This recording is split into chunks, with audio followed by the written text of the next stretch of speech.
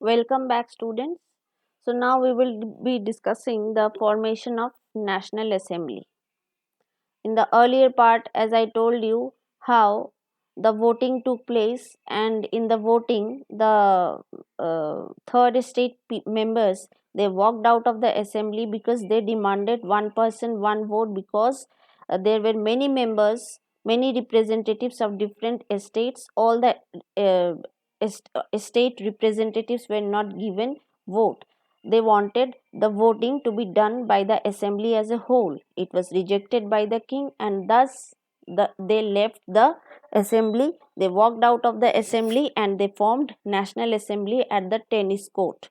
So there they took the oath that they will not disperse until they form the constitution which will limit the power of the king. So after that, what happened, we are going to discuss here the National Assembly, which we will be discussing today. So the National Assembly voted in April 1792 to declare a war against Prussia and Austria. Thousands of volunteers thronged from the provinces to join the army. Now you can think that why suddenly the National Assembly, which was decided to form the constitution, waged war on Prussia and Austria.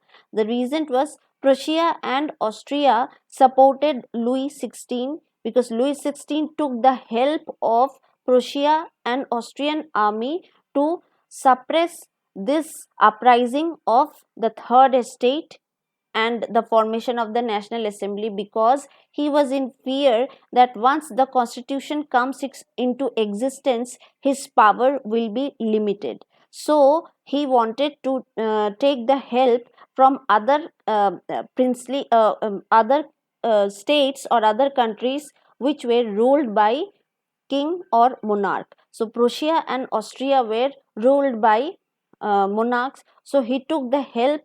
He took the help of their army to curb the uprising in his own country. Thus, the people of National Assembly, they came to know about it and they declared war against Prussia and Austria.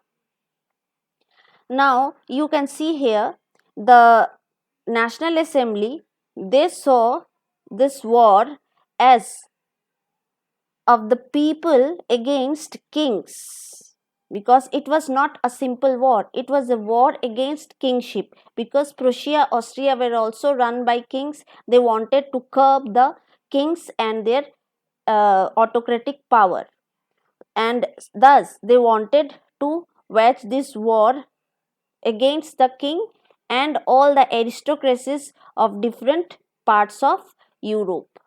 Now you can understand that the French Revolution had the impact on Europe also, because now the revolution wanted not only curb in the power of the monarch of their country, but from other countries also where the monarchs were autocratic. So among the patriotic songs, they made patriotic songs that time in France, and that song was known as Marseillaise, and it was composed by poet Roger de Elizal.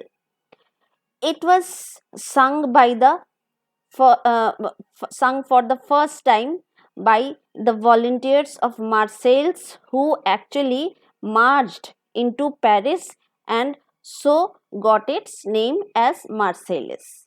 And later on, this Marseillaise is the national anthem of France.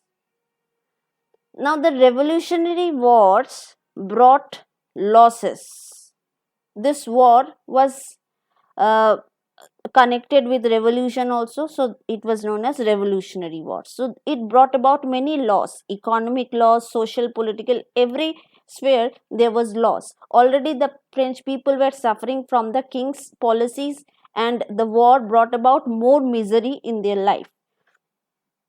There were economic difficulties to the people, while the men were away fighting at the war front, and women were left at home or to left at their place to cope with the situation prevailing at that time, like with the task of earning the livelihood and looking after their families.